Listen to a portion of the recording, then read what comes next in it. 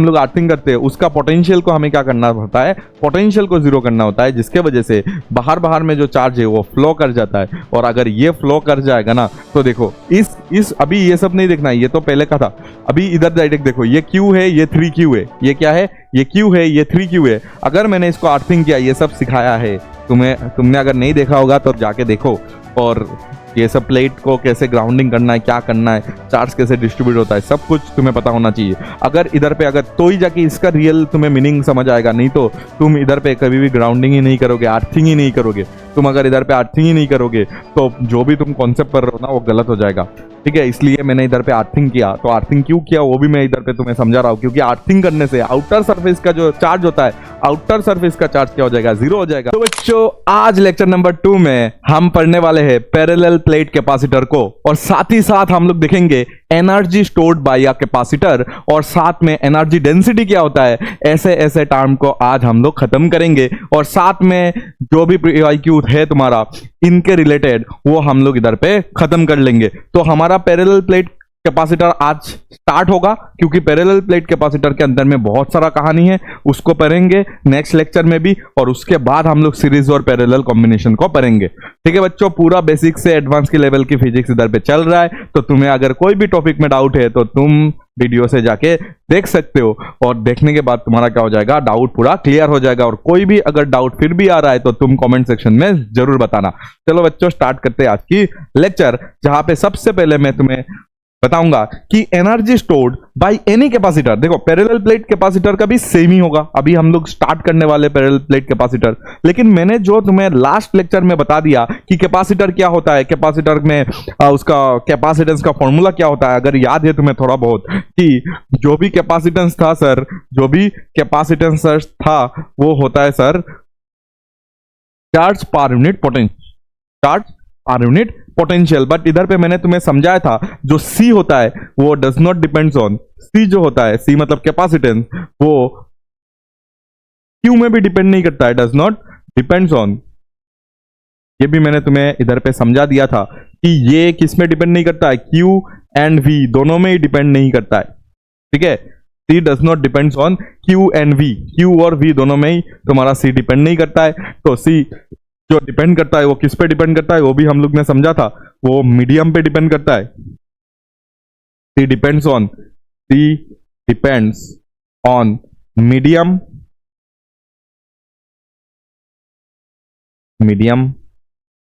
ठीक है, मीडियम पे डिपेंड करता है, और साथ ही साथ वो साइज या तो डायमेंशन ऑफ द कैपेसिटर में डिपेंड करता है। आज भी हम लोग ये देखेंगे पैरेलल प्लेट कैपेसिटर में। ठीक है, ये हमारा कुछ स्मॉल बातें था, जहां से हम लोग लिख सकते हैं कि चार्ज इक्वल टू, देखो इधर से हम लोग क्या लिख सकते हैं कि Q इक्वल टू, क्या लिख सकते हैं, Q इक्वल टू CV लिख सकते हैं। ठीक है, बट तुम्हें इधर पे समझना है कि C इधर पे एक कांस्टेंट है एक्चुअली। ठीक है, C Q और V पे डिपेंड नहीं करता है। ठीक है, सिंपल बातें जो हम लोग ने लास्ट क्लास में किया था वो मैंने इधर पे बताया।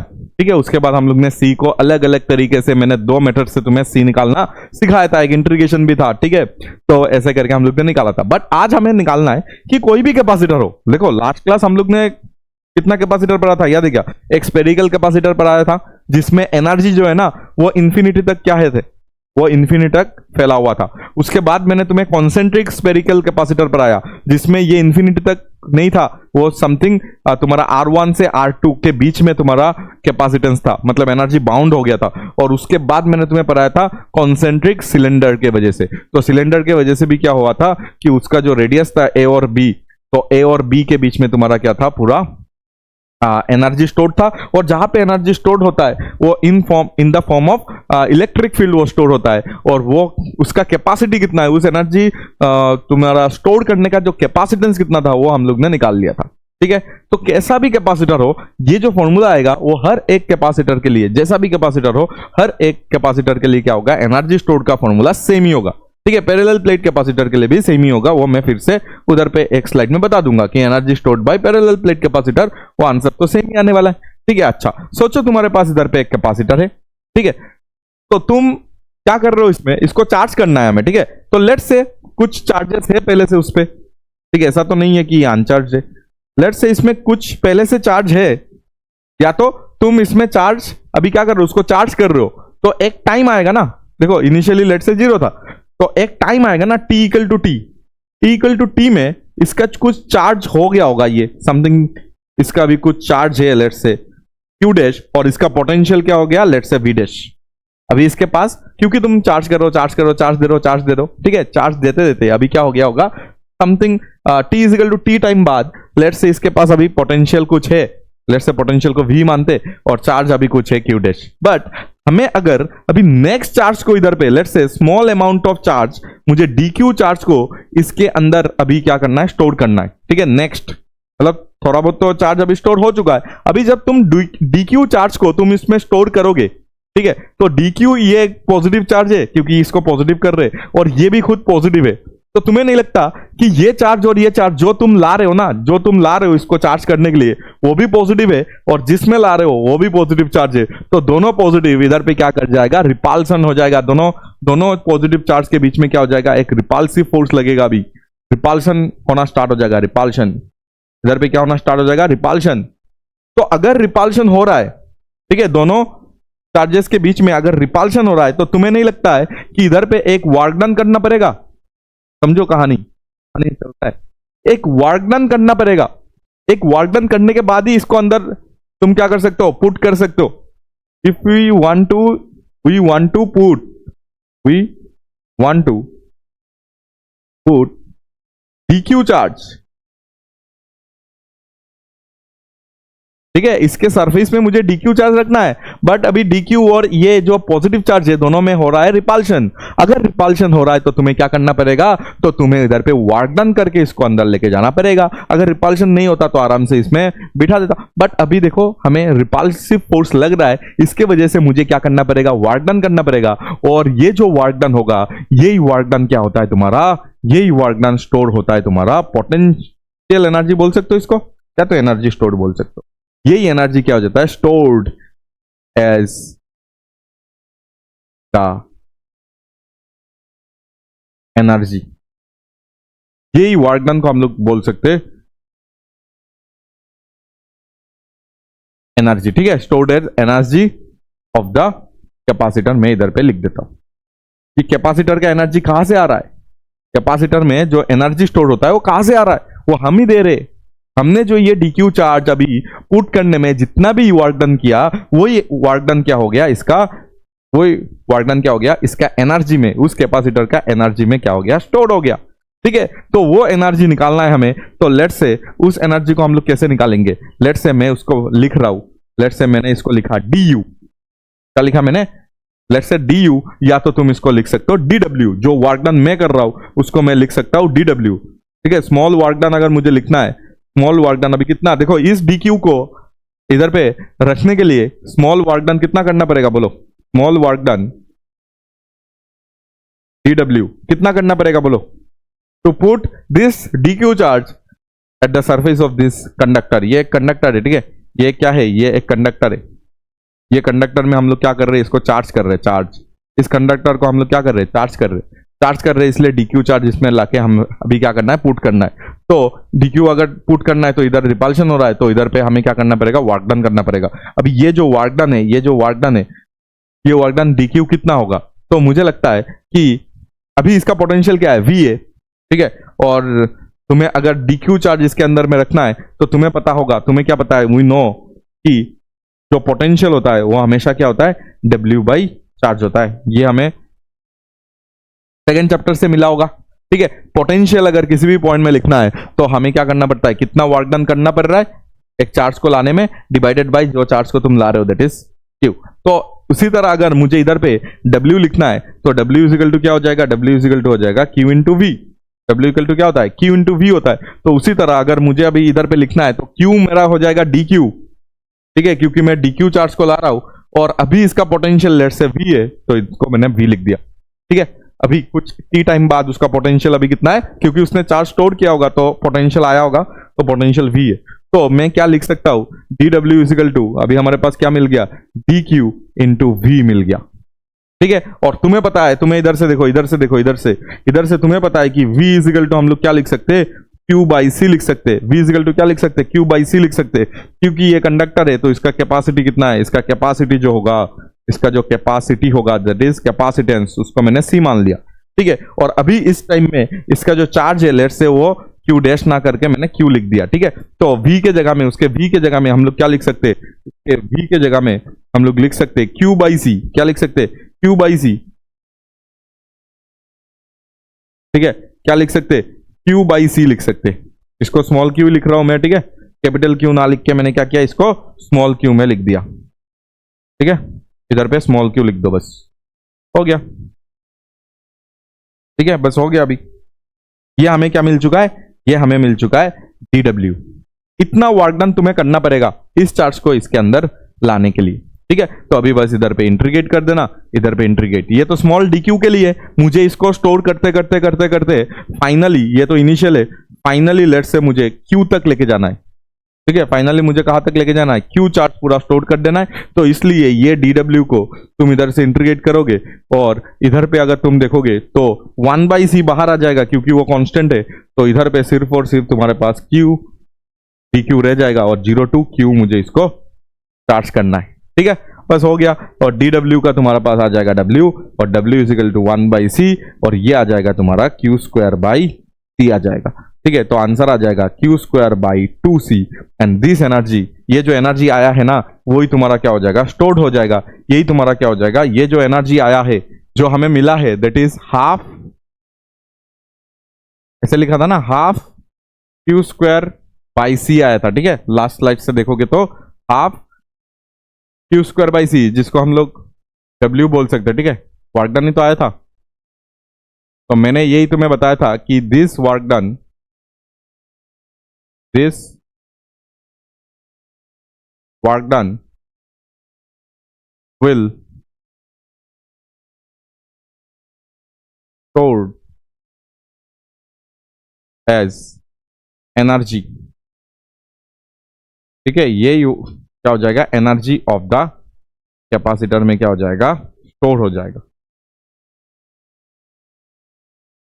ठीक है। तो मतलब इसी चीज को, इसी W को मैं लिख सकता हूं एनर्जी। एनर्जी को हम लोग U से डिनोट करेंगे, U इज इक्वल टू, और इसको थोड़ा सा सुंदर करके लिखो तो Q स्क्वायर बाई 2c में लिख सकता हूं। क्या लिख सकता हूं, Q स्क्वायर बाई 2c। क्या लिख सकता हूं, Q स्क्वायर बाई 2c लिख सकता हूं। और तुम्हें पता होगा कि Q के जगह में हम लोग CB भी बिठा सकते, Q के जगह में हम लोग CB भी बिठा सकते, ठीक है। और C के जगह में Q बाई V भी बिठा सकते हैं, वो सब हमें पता है। तो इसी को ही अगर हमें और अच्छे से लिखना है तो U हमारा आया कितना है, q स्क्वायर बाई 2c आया है।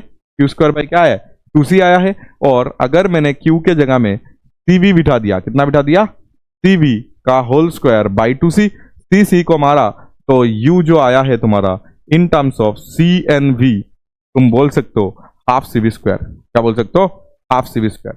कितना आता है, हाफ cv स्क्वायर। और तीसरा जो फॉर्मूला आएगा, ये एक्चुअली दूसरा है क्योंकि ये पहला वाला है, ये पहला है, ये पहला है, तो हमारा ये दूसरा हो जाएगा और ये तीसरा हो जाएगा। ये दूसरा फॉर्मूला हो गया in terms of T and V. और अगर तुम्हें कभी भी क्यू एन वी चाहिए तो यू इज इक्वल टू, ठीक है। अभी क्या मिला है, हाफ सी स्क्वायर मिला है ना, तो इसको ले लो, किसी को भी ले सकते हो, एक ही बात है। हाफ सी स्क्वायर हो गया, तो सी को हटा दो। अभी सी को अगर हटाएंगे तो सी के जगह में क्या लिख सकते हो, देखो इधर से बताओ, सी के जगह में मैं क्या लिख सकता हूँ, क्यू बाई वी लिख सकता हूँ कि नहीं, क्यू बाई वी लिख सकता हूँ सी के जगह में। तो हाफ सी के जगह में क्यू बाई वी लिख सकता हूं। और ये आ गया तुम्हारा वी स्क्वायर, वी ने वी को मारा तो यू का जो वैल्यू आ जाएगा वो आ जाएगा हाफ इंटू क्यू वी, मतलब क्यू वी बाई 2। तो देयर आर 3 फॉर्मूलाज और तीनों फॉर ऑल कैपेसिटर तुम्हारा क्या है, करेक्ट है, ठीक है। तो ये था तुम्हारा इन टर्म्स ऑफ, तुम्हें जब भी जो चाहिए वो यूज कर लेना, बट ये था in terms of Q and सी।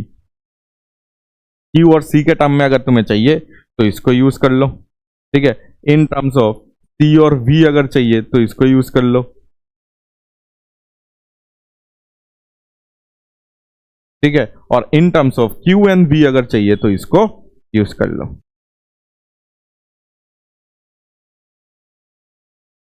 पर तीनों ही फॉर्मूला क्या हो जाएगा तुम्हारा, बहुत इंपॉर्टेंट हो जाएगा। एक साथ में लिख लेते हैं तीनों को। एक साथ में हम लोग क्या लिख सकते हैं, एनर्जी स्टोर्ड अगर तुम्हें लिखना है तो तुम लिख सकते हो इसको क्यू स्क्वायर बाई 2c। जब तुम्हें q और c पता है तो ये फॉर्मूला यूज करो, जब तुम्हें c और v पता है तो हाफ cv स्क्वायर यूज करो, और जब तुम्हें q और v दोनों ही पता है तो क्यू वी यूज कर लो direct.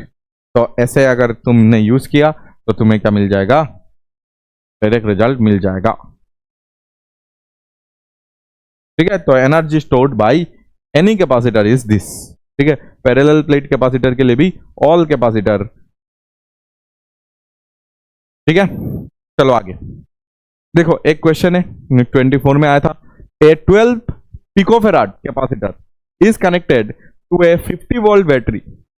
The electrostatic energy stored in the capacitor in nanojoule हमें चाहिए। ठीक है, तो ये तो सिंपल बात है, सब कुछ दिया क्या क्या है। देखो हमारे पास सी दिया हुआ है और बी दिया हुआ है, तो हम लोग कौन सा फॉर्मूला यूज करेंगे, half C V square use करेंगे, क्योंकि सी और वी दिया हुआ है। तो हाफ सी के जगह में, सी का वैल्यू बताओ 12 पिको है ना, pico pico means 10 to the power minus 12, और वी के जगह में 50 वोल्ट, तो इधर पे 50 का स्क्वायर कर देना।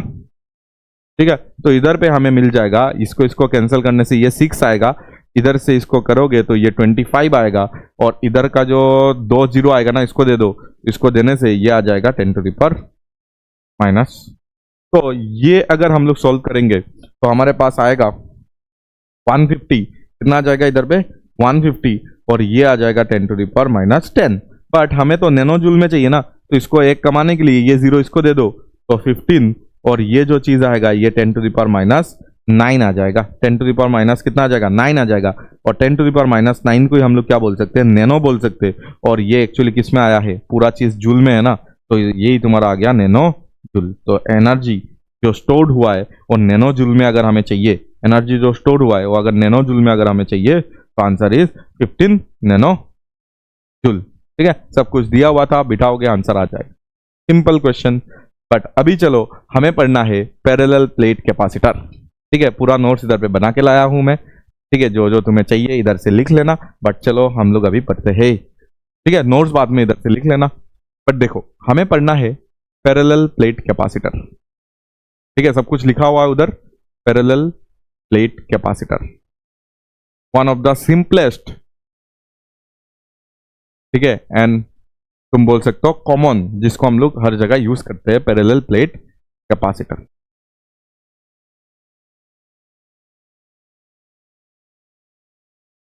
यही हमारा सिलेबस में सबसे ज्यादा है। देखो पैरेलल प्लेट कैपेसिटर क्या होता है, तो सबसे पहले हमें यह समझ आ गया कि पैरेलल 2 प्लेट होना चाहिए। पैरेलल प्लेट में ऐसे एक प्लेट और ऐसे, अभी क्या हो जाएगा हमारे पास दूसरा प्लेट आएगा। तो पैरेलल प्लेट कैपेसिटर अगर तुम्हें समझना है तो सबसे पहले तुम्हें क्या करना पड़ेगा, 2 प्लेट लेना पड़ेगा। ठीक है, 2 प्लेट मैंने इधर पे ले लिया, और दोनों प्लेट से हमें देखो दोनों प्लेट है ना ये, तो ये अगर प्लेट है तो इसका मैं लिख रहा हूं कि इसका जो प्लेट एरिया होगा, देखो कुछ प्लेट एरिया तो होगा, तो दोनों का ही प्लेट एरिया तुम्हारा सेम होता है। दैट इज इसको ए लेने से, इसको ए लेने से इसको भी तुम्हें क्या लेना पड़ेगा, इसका भी प्लेट एरिया क्या हो जाएगा,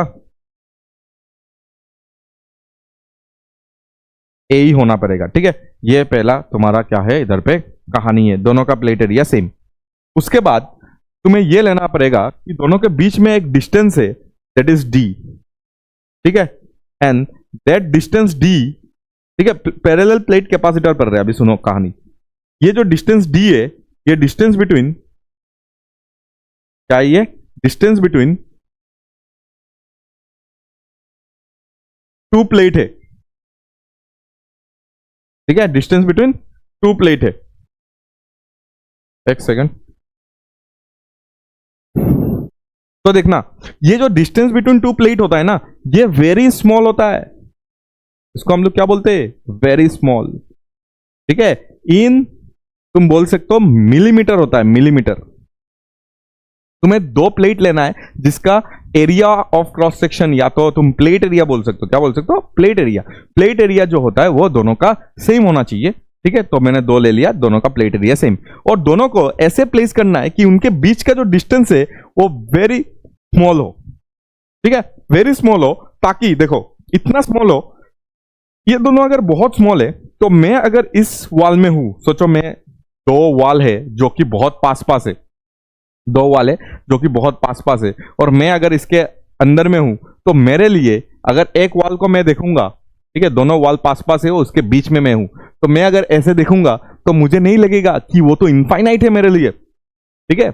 एक अगर बिल्डिंग को बहुत दूर से देखते हो तो बहुत छोटा दिखता है, तुम्हें लगता है ये तो छोटा बिल्डिंग, बट जितना पास जाओगे, ठीक है, उसका हाइट अगर बहुत ज्यादा है तो तुम ऐसे देख के बोलोगे ना अरे इतना लंबा, ठीक है। तो मतलब हमें यह समझ आ रहा है कि डिस्टेंस के साथ भी हो सकता है कि इसको हम लोग बोलते हैं एक्चुअली क्या, कि इसके रेस्पेक्ट में अगर तुम देखोगे ना तो ये इनफाइनाइट शीट दिखाएगा, मतलब ये जो प्लेट है वो इनफाइनाइट है, तुम्हें ऐसा लगेगा, ठीक है। शीट ही बोल सकते हो इसको, ठीक है। तो टू प्लेट जो बोल रहे हैं ना, उस प्लेट को हम लोग क्या बोल सकते हैं, टू, इधर पे क्या है हमारे पास, प्लेन शीट से, प्लेन शीट,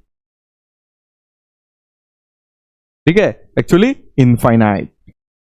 तो इनफाइनाइट मतलब इन्फिनिटी एक क्या होता है, रिलेटिव टर्म होता है ना। तो मैं इधर पे यही बताया कि इस पॉइंट के लिए अगर देखोगे ना, इस पॉइंट के लिए, क्योंकि ये डिस्टेंस बहुत छोटा है, तो इस पॉइंट के लिए अगर देखोगे ना तो ये दोनों इन्फिनिटी है, ठीक है। ये दोनों पॉइंट क्या हो जाएगा, इन्फिनिटी हो जाएगा, क्योंकि इनके बीच का जो डिस्टेंस है ना ये बहुत क्या है, कम है। तो तुम्हें पता होगा कि टू, मैंने इधर पे क्या लिया है, इनफाइनाइट प्लेन के लिए या तो इनफाइनाइट प्लेट के लिए हमें इलेक्ट्रिक फील्ड पता है, याद रखना, ठीक है। तो वो चीज हमें इधर पे यूज करना पड़ेगा। और हमें यह भी समझ आ गया कि दोनों के बीच में डिस्टेंस बहुत कम है, जिसके वजह से इसके अंदर अगर तुम क्या करोगे, किसी भी चीज को अगर प्लेस करोगे तो उनके लिए लगेगा अरे ये तो इनफाइनाइट है, इनफाइनाइट है, ठीक है। तो ऐसे सोच लो, या तो तुम सोच लो कि इनके बीच का जो डिस्टेंस है वो कुछ mm में है, तो और ये दोनों इतना पास है, इतना पास है, और दोनों क्या है, इनफाइनाइट प्लेन है, ठीक है। दोनों इनफाइनाइट प्लेट है या तो प्लेन है, ठीक है। दो अगर इनफाइनाइट प्लेन है तो, और तुम्हें यह समझना पड़ेगा कि अगर मैंने इसमें क्यू चार्ज दिया, ठीक है, इसमें कितना दिया मैंने, क्यू चार्ज दिया, ठीक है। तो इसमें अगर पॉजिटिव चार्ज दिया मैंने तो इसमें नेगेटिव क्यू चार्ज देना ही पड़ेगा, ठीक है। अगर पैरेलल प्लेट कैपेसिटर बनाना है तो इसमें मैंने क्या दे दिया, नेगेटिव क्यू दे दिया। और इस प्लेट को मैंने क्या किया, अगर तुम्हें याद है मैंने तुम्हें स्पेरिकल कैपेसिटर में भी यही करवाया था, ठीक है। कॉन्सेंट्रिक स्पेरिकल कैपेसिटर में भी मैंने तुम्हें अर्थिंग करवाया था। ये अर्थिंग करना जरूरी है, अगर अर्थिंग नहीं करोगे तो तुम्हारा क्या हो जाएगा, चार्ज बाहर में भी आ जाएगा, ठीक है। अगर दो प्लेट है हमारे पास, जो कि हम लोग ने सेकंड चैप्टर में हम लोग ने बहुत अच्छे से इनको डील किया था, याद है क्या। अगर हमारे पास दो प्लेट है, ठीक है, ऐसे दो प्लेट है, और दोनों प्लेट में इसमें अगर एक चार्ज है, लेट्स से इसमें चार्ज है Q और इसमें चार्ज है 3Q, याद है क्या, इसमें चार्ज है Q, इसमें चार्ज है 3Q। तो मैंने तुम्हें डिस्ट्रीब्यूशन सिखाया था ना, इसमें डिस्ट्रीब्यूट होकर कितना हो जाता है, दोनों का +/2, याद है क्या। आउटर सरफेस में जो चार्ज डिस्ट्रीब्यूशन होता है वो क्या होता है, आउटर सरफेस में जो चार्ज डिस्ट्रीब्यूशन होता है वो Q1 और Q2 को प्लस करो और बाई 2 से मिल जाता है, तो इधर पे आ जाएगा तुम्हारा 2Q। तो इसका भी आउटर सरफेस में 2Q, इसका भी आउटर सरफेस में 2Q चार्ज आ जाता है, ठीक है। ये Q है तो इसमें 2Q आ गया, तो इसमें कितना होना चाहिए, -Q आना पड़ेगा। 2Q और -Q मिला के Q आ जाए, और इधर पे अगर 2Q है तो इधर पे कितना आना पड़ेगा, इधर पे आना पड़ेगा Q। तो जाके देखो 2Q और Q मिला के 3Q बनता है, ठीक है। ये सब चार्ज डिस्ट्रीब्यूशन या तो इंडक्शन मैंने तुम्हें सिखाया था।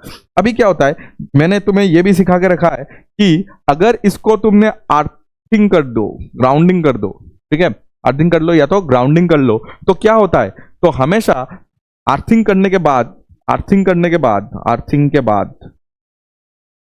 आफ्टर अर्थिंग, ठीक है, आफ्टर अर्थिंग अगर देखोगे ना तो तुम्हें यही दिखाई देगा। इधर पे क्या दिखाई देगा, देखो तुम्हें इन दोनों का अभी मैं चार्ज दिखा रहा हूं,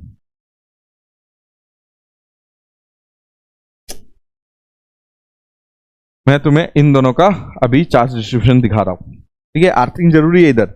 तो आफ्टर अर्थिंग अगर तुम इनका चार्ज देखोगे ना तो तुम्हें यह मिलेगा कि इस जगह में 0 हो चुका है और इस जगह में 0 हो चुका है, क्योंकि अर्थिंग करने से आउटर सरफेस का, अर्थिंग करने से क्या होता है, आउटर सरफेस का चार्ज 0 हो जाता है, आउटर सरफेस का चार्ज 0 हो जाता है, आउटर सरफेस का जो चार्ज है वो 0 हो जाता है। क्यों 0 हो जाता है आउटर सरफेस का, क्योंकि जिस जगह में हम लोग अर्थिंग करते हैं उसका पोटेंशियल को हमें क्या करना होता है, पोटेंशियल को 0 करना होता है, जिसके वजह से बाहर में जो चार्ज है वो फ्लो कर जाता है। और अगर ये फ्लो कर जाएगा ना तो देखो इस अभी ये सब नहीं देखना है, ये तो पहले का था।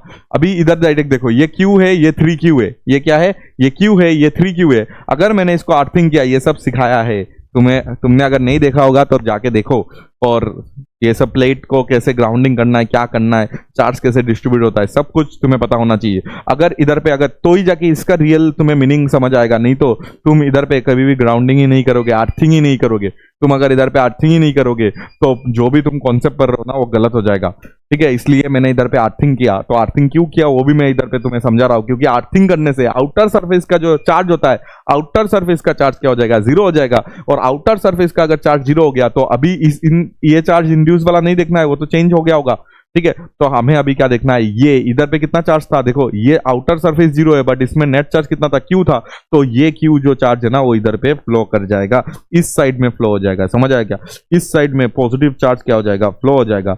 इस साइड में पॉजिटिव चार्ज फ्लो हो गया, और इस साइड में अगर पॉजिटिव है तो बाय इंडक्शन इधर पे क्या आ जाएगा, माइनस क्यू आ जाएगा, ठीक है। क्योंकि जिसके साथ तुमने अर्थिंग किया उसका चार्ज चेंज ही होना है, इसलिए 3 क्यू नहीं रहेगा। कोई कोई सोच रहा होगा सर इधर पे क्यू था तो इधर पे क्यू आया, यस क्योंकि इसमें अर्थिंग नहीं किया मैंने, इस प्लेट में अर्थिंग किया। जिस प्लेट में भी अर्थिंग करोगे उस प्लेट का चार्ज क्या हो जाता है, चेंज हो जाता है। तो देखो इधर पे 3 क्यू है ना, अभी कितना है, इधर पे अभी माइनस क्यू है। तो मतलब इस प्लेट का ही चेंज हुआ है जिस प्लेट को तुमने अर्थिंग किया। जिस प्लेट को अर्थिंग नहीं करते हो ना उसका सिर्फ और सिर्फ आउटर सरफेस में जीरो हो जाता है, और बाकी जितना भी उसका चार्ज है वो एक्स सरफेस में तुम्हें दिख जाएगा। और इसका ही आगे क्या होता है, ऑपोजिटली हमेशा क्या होता है, इंड्यूस होता है। तो इधर पे नेगेटिव क्यू आ जाए। तो मतलब मुझे यही इधर पे बोलना था, ये जो प्लस क्यू या तो माइनस क्यू ये अर्थिंग करने के बाद ही आया है। मतलब इधर पे प्लस, इधर पे प्लस, इधर पे प्लस, प्लस प्लस जो मैं दिखा रहा हूँ ना ये अर्थिंग के वजह से दिखा पा रहा हूँ। और इधर माइनस माइनस तुम्हें आई होप पता होगा कि पैरेलल प्लेट कैपेसिटर में जो चार्जेस होता है ना वो ये एक्चुअली बाहर में जीरो है, इस बाहर में भी जीरो है क्योंकि तुमने अर्थिंग कर दिया था, ठीक है। बट ये हम लोग दिखाते नहीं है, ठीक है। कई बुक में इसको नहीं दिखाएंगे, बट ये सब चीजें तुम्हें चैप्टर नंबर 2 से पता होना चाहिए, ठीक है। लास्ट में अगर जाके देखोगे 38, 39, 40 3 लेक्चर अगर देखोगे तो ये सब चीजें तुम्हें पता चल जाएगा, ठीक है। अच्छा तो अब बात ये है कि पैरेलल प्लेट कैपेसिटर में क्या क्या होना जरूरी है। तो सबसे पहले ये होना जरूरी है कि डिस्टेंस जो है दोनों के बीच में वो काफी स्मॉल होना चाहिए, ठीक है। और उसके बाद क्या होना जरूरी है, ये होना जरूरी है कि प्लेट एरिया दोनों का क्या होना चाहिए, बराबर होना चाहिए। प्लेट एरिया देखो दोनों का बराबर है। फिर क्या होना चाहिए, फिर हमें यह पता होना चाहिए कि 2 इक्वल एंड ऑपोजिट चार्ज होना चाहिए। इधर से हमें क्या पता चल रहा है, इधर से हमें क्या पता चल रहा है कि प्लेट्स में क्या होना चाहिए, इक्वल एंड ऑपोजिट चार्ज होना चाहिए। अनइक्वल भी हो सकता है, अनइक्वल भी हो सकता है। अनइक्वल अगर होगा तो तुम्हें इधर पे इंडक्शन का यूज करना पड़ेगा जो चैप्टर नंबर 2 में सिखाता है। बट मोस्ट कॉमन जो हम लोग यूज करते हैं इसमें हम लोग ये यूज करते हैं कि इक्वल एंड ऑपोजिट चार्ज होना चाहिए। इक्वल एंड क्या होना चाहिए, ऑपोजिट चार्ज होना चाहिए, ठीक है। इक्वल एंड ऑपोजिट चार्ज होना चाहिए दोनों पैरेलल प्लेट्स में, ठीक है। तो ये तुम्हें अभी समझना पड़ेगा पहले कि पैरेलल प्लेट कैपेसिटर में क्या क्या चीजें होता है। तो इससे क्या फायदा होता है कि इधर पे देखो बाहर में ये जीरो हो गया, ये जीरो हो गया, तो ये दोनों जीरो होने के वजह से तुम इधर पे ये लिख सकते हो कि इधर पे बाहर में, ठीक है, कोई इलेक्ट्रिक फील्ड नहीं होगा। आउटसाइड कोई इलेक्ट्रिक फील्ड बचा ही नहीं है क्योंकि चार्ज ही नहीं है ना, नहीं तो इन्फिनिटी तक एक इलेक्ट्रिक फील्ड क्या हो जाता है, एग्जिस्ट हो जाता है, ठीक है। E0 मतलब E आउटसाइड में मैं इधर पे लिख देता हूं कि आउटसाइड में कोई भी तुम्हारा इलेक्ट्रिक फील्ड नहीं है क्योंकि बाहर जीरो हो गया। तो हमें बस क्या करना है, हमें बस इनके बीच में जो तुम्हारा रीजन है, इधर देखो पॉजिटिव है, इधर देखो नेगेटिव है, तो पॉजिटिव से नेगेटिव जो इलेक्ट्रिक फील्ड बनेगा ना, और क्योंकि ये इनफाइनाइट शीट है, ठीक है, डिस्टेंस मैंने इतना कमा दिया कि ये दोनों इनफाइनाइट शीट जैसा दिख रहा है। तो ये जो इनफाइनाइट अगर शीट होगा तो इसके अंदर में जो इलेक्ट्रिक फील्ड होगा ना E, तो ये जो E होता है वो क्या होता है, कांस्टेंट होता है ना, कांस्टेंट याद करो। ये जो E होता है वो तुम अगर पैरेलल प्लेट्स के लिए निकालते हो वो कांस्टेंट होता है, और वो कांस्टेंट कितना हो रहा था याद है क्या, ये होता है सिग्मा बाई। एक प्लेट के लिए अगर देखोगे तो सिग्मा बाई 2 एप्सिलॉन नॉट, अगर दोनों प्लेट के लिए देखोगे तो सिग्मा बाई, देखो ये सब अभी निकालेंगे, ठीक है। सिर्फ अभी के लिए कांस्टेंट कर लो, ये सिग्मा बाई एप्सिलॉन नॉट आएगा, कैसे आएगा वो सब मैं दिखाऊंगा। बट तुम्हें ये पता होना चाहिए कि इनके बीच में एक यूनिफॉर्म, कांस्टेंट मतलब इधर पे क्या हो गया, यूनिफॉर्म इलेक्ट्रिक फील्ड प्रोड्यूस हो गया। यूनिफॉर्म इलेक्ट्रिक फील्ड इधर पे क्या हो गया, प्रोड्यूस हो गया, क्योंकि उधर पॉजिटिव है इधर नेगेटिव है, तो पॉजिटिव से नेगेटिव क्या हो गया, यूनिफॉर्म इलेक्ट्रिक फील्ड क्या हो गया, प्रोड्यूस हो गया, ठीक है। तो ये तुम्हें समझ आना चाहिए कि पैरेलल प्लेट कैपेसिटर में क्या क्या चीजें होना चाहिए। और साथ में तुम्हें यह भी समझ आना चाहिए कि अगर मैंने चार्ज को एरिया से डिवाइड कर दिया, अगर मैंने क्या किया, चार्ज को एरिया से डिवाइड कर दिया, ये तुम्हारा डी था, ठीक है, ये डी था हमारे पास, और मैंने चार्ज को अगर मैंने इसका एरिया से डिवाइड कर दिया तो मैं इसको सिग्मा लिख सकता हूँ कि नहीं? यस, सिग्मा लिख सकते। तो इसलिए मैं इधर पे पॉजिटिव सिग्मा लिख रहा हूँ और इधर पे नेगेटिव सिग्मा लिख रहा हूँ। तो ऐसे भी हम लोग इसको डिफाइन कर सकते हैं। इधर पे सिग्मा का मतलब हो जाएगा चार्ज डेंसिटी, ठीक है, charge density, surface charge density बोल सकते हैं एक्चुअली। तो इसको हम लोग लिख सकते हैं Q per unit area, sigma is equal to Q per unit area तुम लिख सकते हो, ठीक है।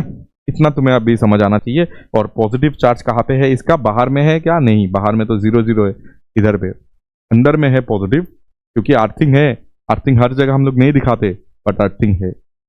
और इधर पे तुम्हारा नेगेटिव बन चुका है, और पॉजिटिव से नेगेटिव क्या हो जाएगा? पॉजिटिव से नेगेटिव एक इलेक्ट्रिक फील्ड सेट हो जाएगा, और वो इलेक्ट्रिक फील्ड जो होगा वो हमेशा एक कांस्टेंट होगा। ये इलेक्ट्रिक फील्ड देखो सेट हो चुका है पॉजिटिव से नेगेटिव, और ये यूनिफॉर्म है और कांस्टेंट है। ये हमें गॉस थ्योरम से पता चला, क्योंकि गॉस थ्योरम में हम लोग ने इसका इलेक्ट्रिक फील्ड निकाला था, एक शीट के लिए आंसर निकाला था, और एक शीट के लिए जो आंसर आ रहा था वो आया था सिग्मा बाई 2 एप्सिलॉन नॉट। इधर पे 2 शीट है, चलो अभी निकाल के देखेंगे, ठीक है। बट इतना तुम्हें आना चाहिए क्या हो रहा है, अर्थिंग हो रहा है या नहीं हो रहा है, अर्थिंग हो रहा है तो क्या हो रहा है, ये सब चीज़ों के बारे में तुम्हें पता होना चाहिए। और इधर पे देखो जो इलेक्ट्रिक फील्ड ना वो बाउंड हो गया है, देखो इलेक्ट्रिक फील्ड क्या हो चुका है? बाउंड हो चुका है। इलेक्ट्रिक फील्ड बाहर नहीं है, इलेक्ट्रिक फील्ड क्या हो चुका है? बाउंड हो चुका है, बाउंड, ठीक है। ये इधर पे ग्राउंडिंग हम लोग ने इसलिए किया ताकि इलेक्ट्रिक फील्ड क्या हो जाए? बाउंड हो जाए, ठीक है। पैरेलल प्लेट कैपेसिटर में क्या हो जाए? इलेक्ट्रिक फील्ड बाउंड हो जाए, ठीक है, और बाहर ना जा पाए, ठीक है। इसका जो एनर्जी है इधर पे इलेक्ट्रिक फील्ड जो है, electric field is bounded in a reason,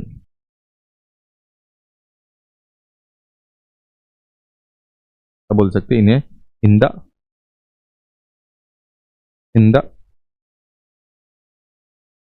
reason of parallel plate. Parallel plate के बीच में ये क्या हो चुका है? बाउंड हो चुका है। पैरेलल प्लेट्स के बीच में ये क्या हो चुका है? बाउंड हो चुका है, ठीक है। अच्छा, और एक चीज तुम्हें इधर पे समझना है, दैट इज क्या समझना है? देखो इधर पे तुम्हें और एक चीज इधर पे समझना चाहिए, दैट इज इसके बीच में तुम ये अभी समझो, इसके बीच में एक मीडियम है, ठीक है, क्योंकि दोनों पैरेलल प्लेट है ना, तो इसके बीच में कोई मीडियम होगा। ये जो मैं दे रहा हूं ये मीडियम का मॉलिक्यूल्स दिखा रहा हूं, ठीक है। तो एक इधर पे मीडियम्स होंगे या नहीं होंगे? यस, मीडियम्स तो होंगे सर। तो तुम्हें ये भी समझना है इसके बीच में एक मीडियम है, ठीक है। इस मीडियम को हम लोग अभी अलग अलग कहानी बोल सकते हैं कि एक मीडियम है, ये तुम्हें समझना है। इधर पे क्या समझना है? इधर पे एक मीडियम है, मीडियम के अंदर में इलेक्ट्रिक फील्ड है, और तुम्हें पता है कि अगर मीडियम है तो मीडियम में हो सकता है ब्रेकडाउन, जो कि फर्स्ट लेक्चर में मैंने तुम्हें समझाया था कि मीडियम का जो तुम्हारा डाइपोल बनता है, मीडियम में इलेक्ट्रिक फील्ड अगर है तो पॉजिटिव एक साइड चला जाता है, नेगेटिव एक साइड आ जाता है, और वो स्ट्रेस होते होते कभी ना कभी क्या हो सकता है? ब्रेक हो सकता है। तो हमें क्या निकालना है? कैपेसिटेंस, कि कितना वो ब्रेकडाउन ना हो उतना कैपेसिटी, ठीक है। हो सकता है कि ये ब्रेकडाउन हो गया तो कैपेसिटी अभी पूरा मीडियम ही टूट गया, तो अभी कैपेसिटी निकाल के क्या फायदा, ठीक है। मीडियम ब्रेकडाउन के पहले तक तुम्हारे पास कितना कैपेसिटी है कि तुम एनर्जी को स्टोर कर पाओ, ठीक है। तो याद रखना ये मीडियम होता है, और इस मीडियम को हम लोग अभी के लिए वैक्यूम मान के सॉल्व कर रहे हैं सब कुछ। वैक्यूम बोलो या तो एयर बोलो, एयर मान के अभी हम लोग सॉल्व कर रहे हैं, ठीक है। लेकिन आगे हम लोग इसको, इस मीडियम को वैक्यूम भी मान सकते, आगे हम लोग इसको एक डाइलेक्ट्रिक मानेंगे, ठीक है। तो वो हम लोग समझेंगे कि डाइलेक्ट्रिक क्या होता है, डाइलेक्ट्रिक का मटेरियल मतलब क्या होता है, उसका प्रॉपर्टी क्या होता है, वो सब समझेंगे। बट अभी के लिए हमारे पास ये क्या है? वैक्यूम है, और वैक्यूम मान के हम लोग अभी कुछ क्लासेस करेंगे, और उसके बाद इसको मैं चेंज करके तुम्हें डाइलेक्ट्रिक दे दूंगा, और तब मैं सिखाऊंगा कि डाइलेक्ट्रिक होता क्या है पहले, ठीक है। पहले इतना नोट कर लो जिसमें तुम्हें पता चल जाएगा प्लेट एरिया क्या होना चाहिए, और पैरेलल प्लेट कैपेसिटर में क्या क्या चीजें होना चाहिए, सिग्मा क्या है, ठीक है, और प्लस क्यू और माइनस क्यू कहाँ से आया है, तो सर इधर पे ये दोनों, ये जो चार्ज है ना, इक्वल एंड ऑपोजिट होना चाहिए। इधर 5q और इधर -5q भी हो सकता है, कुछ प्रॉब्लम नहीं है, ठीक है। अच्छा, और कोई कोई का ये प्रॉब्लम रहता है कि सर ये +q है, ये -q है। तो अगर किसी ने पूछ लिया कि charge of this capacitor, charge on the capacitor, अगर पूछ लिया चार्ज ऑन द कैपेसिटर, तो कौन सा हमें बताना है? -q बताना है, +q बताना है? हमेशा हमें +q बताना है, ठीक है। तो चार्ज ऑन द कैपेसिटर अगर तुम्हें बताना है तो तुम्हें हमेशा पॉजिटिव प्लेट में क्या लिखा हुआ है वही बताना है, ठीक है। पॉजिटिव प्लेट में जो इधर पे लिखा हुआ है वही तुम क्या बोलोगे कि उसका चार्ज है, ठीक है। और दोनों इक्वल एंड ऑपोजिट है, तो -5q तो बोलेंगे नहीं, +5q बोलेंगे, क्योंकि लेट्स से 5q है तो +5q बोलना पड़ेगा, क्योंकि पॉजिटिव प्लेट में तुम्हारा +5q दिख रहा है, इसके वजह से, ठीक है। जल्दी से इसको नोट कर लो, फिर हम लोग चलते हैं आगे, ठीक है। अच्छा, तो कॉन्सेप्ट ऑफ अर्थिंग वगैरह मैंने इधर पे तुम्हें बता दिया है, ठीक है। कॉन्सेप्ट ऑफ अर्थिंग वगैरह हो चुका है हमारा। अभी चलो हम लोग क्या करते हैं, इलेक्ट्रिक फील्ड वगैरह निकालते हैं, ठीक है। इलेक्ट्रिक फील्ड वगैरह हम लोग इधर पे निकाल सकते हैं। चलो, तो हमारे पास ये प्लेट्स थे,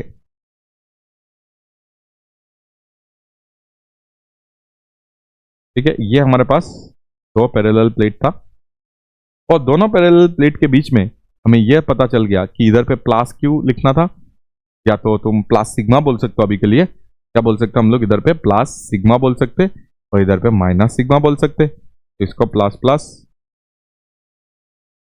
तो इसको माइनस माइनस, ठीक है। और इधर पे आ जाएगा एक हमारे पास electric field, uniform electric. Uniform का मतलब क्या था, इक्वी स्पेस्ड और कांस्टेंट इलेक्ट्रिक, ठीक है। अब बात यह है कि ये जो इलेक्ट्रिक फील्ड है वो हमें कैसे निकालना है और कितना होगा। तो क्या मैं इधर पे जिस पॉइंट में हम लोग इलेक्ट्रिक फील्ड निकालते थे, याद है क्या, जिस पॉइंट में हम लोग इलेक्ट्रिक फील्ड निकालते हैं, देखो इसके अंदर में इलेक्ट्रिक फील्ड निकालना है हमें, ठीक है। बाहर तो इलेक्ट्रिक फील्ड है ही नहीं, बाहर तो इलेक्ट्रिक फील्ड जीरो होगा क्योंकि चार्ज ही नहीं है, तो ये इधर पे जीरो है, बाहर इलेक्ट्रिक फील्ड जीरो है, और इस रीजन में भी इलेक्ट्रिक फील्ड क्या हो जाएगा, जीरो हो जाएगा। बाहर में इलेक्ट्रिक फील्ड कितना है, जीरो है, ठीक है। चार्ज अंदर में है ना, तो इसलिए बाहर में इलेक्ट्रिक फील्ड जीरो हो जाएगा। सोचो हमें पॉइंट में निकालना है, तो मैंने तुम्हें पहले ही पहला चैप्टर में मैंने तुम्हें बताया था, जिस पॉइंट में इलेक्ट्रिक फील्ड निकालना होता है उस पॉइंट में मन मन में तुम मान लो कि इधर पे +1 है। तो ये अगर प्लस है, ठीक है, तो ये इनफाइनाइट प्लेट है तुम्हारे लिए क्या है, इनफाइनाइट प्लेट है। इनफाइनाइट प्लेट के लिए ये पॉजिटिव है तो रिपल्शन होगा, तो इधर पे आएगा इलेक्ट्रिक फील्ड नंबर 1। और ये नेगेटिव है, नेगेटिव पॉजिटिव को हमेशा अपने तरफ खींचेगा, तो इधर पे आएगा तुम्हारा E2। समझ आ गया, ये पॉजिटिव है तो पॉजिटिव इस पॉइंट में हमेशा इलेक्ट्रिक फील्ड क्या होगा, हुए पॉजिटिव रिपल्शन। और ये नेगेटिव है तो नेगेटिव पॉजिटिव को हमेशा अट्रैक्ट करेगा, इसलिए E2 इस तरफ आएगा। तो क्या मैं बोल सकता हूं कि इन द रीजन इनसाइड, अगर मुझे बताना है, आउटसाइड तो जीरो ही है, तो इनसाइड अगर मुझे इलेक्ट्रिक फील्ड का वैल्यू निकालना है तो मैं क्या बोल सकता हूँ, ई नेट जो आएगा वो दोनों का प्लस होके आएगा, E1 और E2 को प्लस करके। और तुम्हें ये पता है कि E1 जो था, E1 कितना था, तुम्हें पता है कि सिग्मा बाई 2 एप्सिलॉन डॉट आया था, ठीक है। गॉस थ्योरम जब हम लोग ने अप्लाई किया था तो हमारे पास आया था एक प्लेन प्लेट के लिए सिग्मा बाई 2 एप्सिलॉन नॉट, और इसके लिए भी कितना आ जाएगा, सिग्मा बाई 2 एप्सिलॉन नॉट। दोनों को प्लस करेंगे तो आंसर कितना आ जाएगा, 2 सिग्मा बाई 2 एप्सिलॉन नॉट आ जाएगा। तो इलेक्ट्रिक फील्ड जो आता है वो आता है सिग्मा बाई एप्सिलॉन नॉट। कितना आता है, सिग्मा बाई एप्सिलॉन नॉट, ये आता है तुम्हारा नेट इलेक्ट्रिक फील्ड, ठीक है। इनसाइड में इतना आंसर आता है, ये तुम्हें याद रखना है, सिर्फ और सिर्फ इनसाइड के लिए ये करेक्ट है, ये वैलिड सिर्फ और सिर्फ इनसाइड के लिए है। आउटसाइड में ऐसे भी तो जीरो ही हो रहा है, पर कैसे जीरो हो रहा है आउटसाइड में, आउटसाइड में चार्ज नहीं है। या तो ऐसे देख लो, देखो देखो इस पॉइंट में अगर तुम्हें निकालना है तो इधर पे +1 बिठा दो, तो ये नेगेटिव है, नेगेटिव +1 को हमेशा अट्रैक्ट करेंगे, तो इधर आएगा E1। और ये पॉजिटिव है, पॉजिटिव को रिपल्शन देगा, तो इधर आएगा E2। और दोनों इक्वल एंड ऑपोजिट है, इसके वजह से इधर पे इलेक्ट्रिक फील्ड जीरो हो गया। इधर पे आ जाओ, ये इधर पे प्लस, ये पॉजिटिव है तो पॉजिटिव होने से हमेशा रिपल्शन देता है, ठीक है, तो E1 हो गया। ये नेगेटिव है, नेगेटिव होने से हमेशा अट्रैक्ट करता है, तो ये E2 हो गया। और दोनों इक्वल एंड ऑपोजिट है, तो इसलिए नेट कितना हो गया, जीरो हो गया। समझ आ गया, तो ऐसे करके तुम देख सकते हो। तुम्हें पता है कि ये जो इलेक्ट्रिक फील्ड होता है, ये देखो कांस्टेंट भी आया है, इसका वैल्यू डिस्टेंस वगैरह के साथ चेंज नहीं हो रहा है, ये कांस्टेंट है, सिर्फ और सिर्फ मीडियम पे डिपेंड कर रहा है। और मीडियम हमारा अभी वैक्यूम है, इसलिए इधर पे एप्सिलॉन नॉट लिखा है। ठीक है, मीडियम अगर चेंज करेंगे तो इधर एप्सिलॉन नॉट के जगह में कुछ लिखना पड़ेगा, डाइलेक्ट्रिक वगैरह से हम लोग लिखेंगे आगे। ठीक है, अच्छा पोटेंशियल डिफरेंस निकालना है। क्या निकालना है? Potential difference. सेम चीजों का हमें पोटेंशियल डिफरेंस निकालना। पोटेंशियल डिफरेंस, अगर इलेक्ट्रिक फील्ड पता है तो पोटेंशियल डिफरेंस आराम से हम लोग निकाल सकते हैं। क्यों? क्योंकि हमारे पास है दोनों का रिलेशन, दोनों के बीच का रिलेशन हमें पता है, तो हम लोग आराम से निकाल सकते हैं। देखो ये डिस्टेंस कितना है? डी है ना, ये डिस्टेंस कितना है? डी है ना, और क्या है हमारे पास? ये इलेक्ट्रिक फील्ड हमें अभी पता है। ठीक है, ये हमें पता है कि प्लस सिग्मा है, और ये हमें पता है कि माइनस सिग्मा है। ठीक है, और पोटेंशियल अगर हमें पता है तो क्या हम लोग पोटेंशियल हमें निकालना है ना, तो हमें पोटेंशियल अगर निकालना है, पोटेंशियल डिफरेंस डेल्टा वी बोल सकते हैं। ठीक है, डेल्टा वी को हम लोग, और या तो हम लोग अभी के लिए इसको वी लिख रहे हैं। ठीक है, वी लिख रहे हैं, तो वी इजिकल टू हमेशा होता है, ठीक है, जब इलेक्ट्रिक फील्ड कांस्टेंट होता है, when electric field is constant, जब इलेक्ट्रिक फील्ड कांस्टेंट होता है तब हम लोग डेल्टा वी या तो वी को हम लोग लिख सकते हैं इलेक्ट्रिक फील्ड इंटू डिस्टेंस, लिख सकते हैं direct, electric field into distance. ठीक है, कहां से आया सर? सर ये हमने पढ़ा था E इजिकल टू, हमने पढ़ा था E is equal to minus D B by D R. क्या पढ़ा था? Minus D B by D R. तो इधर से देखोगे तो E D R is equal to minus D V. ठीक है, अब इलेक्ट्रिक फील्ड का डायरेक्शन वगैरह का नहीं लेना है, सिर्फ मैग्नीट्यूड अगर लेना है तो हम लोग लिख सकते हैं ई इंटू ये क्या हो जाएगा? डिस्टेंस हो जाएगा ना। ये डी आर का मतलब क्या है? ई इंटू डिस्टेंस है, तो E into distance between two plate. ठीक है, और डीबी मतलब potential difference, that is V से हम लोग ने इसको डिनोट कर दिया। सिर्फ मैंने इधर क्या लिया है? मैंने इधर पे सिर्फ और सिर्फ मैग्नीट्यूड लिया है। ठीक है, तो मैग्नीट्यूड की वजह से ये आ जाएगा ई इंटू डी। ई कितना है? Sigma by two epsilon not, और डी कितना है? दोनों के बीच में डी है, तो वी के जगह में हम लोग ये लिख सकते हैं। अच्छा, sigma by two epsilon not नहीं, सिग्मा बाई एप्सिलॉन नॉट आया था ना हमारा आंसर। हमारा आंसर कितना आया था? सिग्मा बाई एप्सिलॉन नॉट आया,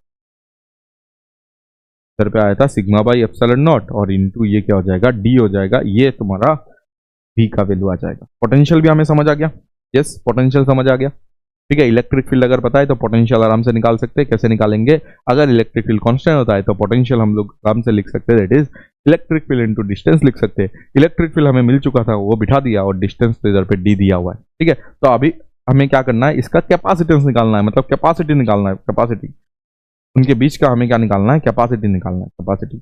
और हमें पता है कि कैपेसिटी जो होता है ना, वो चार्ज और पोटेंशियल में डिपेंड नहीं करता है। चलो देखते हैं ये सच है या झूठ है। ठीक है, तो ये है तुम्हारा प्लस सिग्मा, ये है तुम्हारा माइनस सिग्मा, और दोनों के बीच में ये है तुम्हारा डिस्टेंस, ये है दोनों के बीच का डिस्टेंस। अभी ये जो इलेक्ट्रिक फील्ड आ रहा है ना, इस इलेक्ट्रिक फील्ड के अंदर में क्या है? एनर्जी भरा हुआ है। तो ये जो इलेक्ट्रिक फील्ड के अंदर में जो एनर्जी भरा हुआ है ना, वो कितना कितना कैपेसिटी है उसका, वो कैपेसिटी हम लोग अभी निकाल रहे हैं। तो वो कैपेसिटी निकालने के लिए हमें क्या चाहिए होगा? कैपेसिटेंस का वैल्यू हमें पता है कि फॉर्मूला होता है Q divided by V।